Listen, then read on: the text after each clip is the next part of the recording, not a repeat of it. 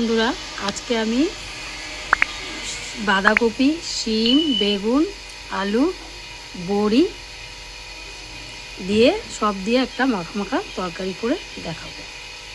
প্রথমে কড়াইতে তেল দিলাম। এবার প্রথমে বড়িগুলো ভেজে নেব। বড়িগুলো ভাজা হয়ে গেছে, ভেঙে ছোট ছোট করে টুকরো করে ভাজলাম। বড়িগুলো ভাজা হয়ে গেছে, উঠিয়ে নিলাম।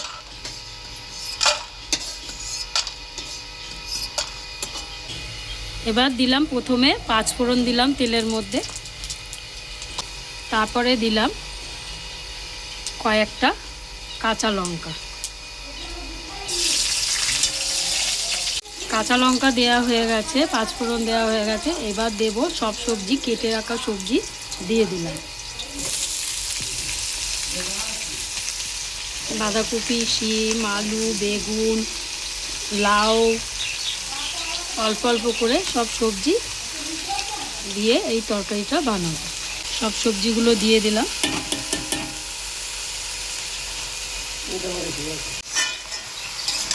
এইবার নুন দিয়ে এটাকে চাপা দিয়ে দেবো।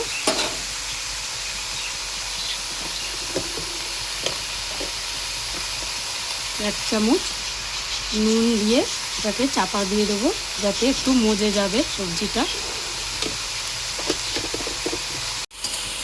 সব সবজি দিয়ে ভালো করে একটু মজিয়ে নেবো। নুন দিয়ে দিয়েছি, একটু ঢাকনাটা দিয়ে দিলাম মজে গেলে।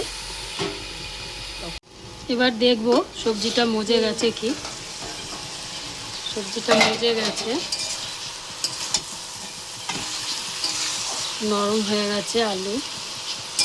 এইবার এর মধ্যে একটু আদা ঘষে দেব।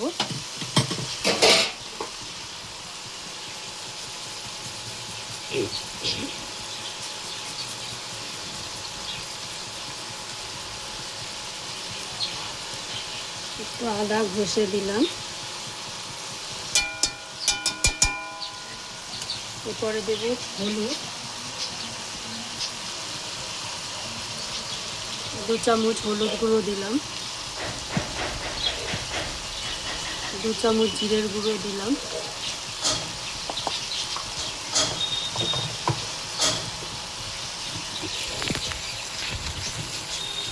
এবার 2 চামচ চিনি দিলাম। নুনটা তো আগে দিয়ে সিদ্ধ করেছি সবজিগুলো, যেন নুন দেব না। এবার ভালো করে একটু কষিয়ে নেব।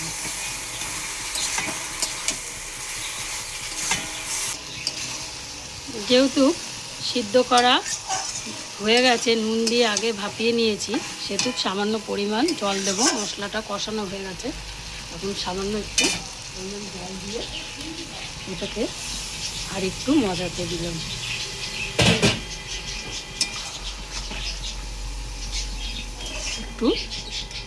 একটু মজে যাক, তারপরে বড়িগুলো দেব। এবার ঢাকনাটা দিয়ে দেবো, আস্তে আস্তে এটা হোক। এবার দেখব হয়ে গেছে তরকারিটা, মজে গেছে একদম। এবার বড়িগুলো দিয়ে দেব। এবার ভেজে রাখা বড়িগুলো দিয়ে দিলাম।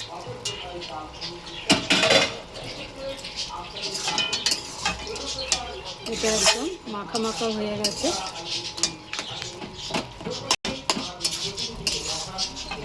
দিলাম সবজি মশলা একটু সামান্য। সবজি মশলা দিয়ে একটু নেড়ে চেড়ে নামিয়ে নেব। এরম করে খেয়ে দেখবেন, বাড়িতে রান্না করে ভালো লাগবে খেতে। শীতকালে এরকম সবজি খেতে ভালো লাগে গরম গরম ভাতের সাথে।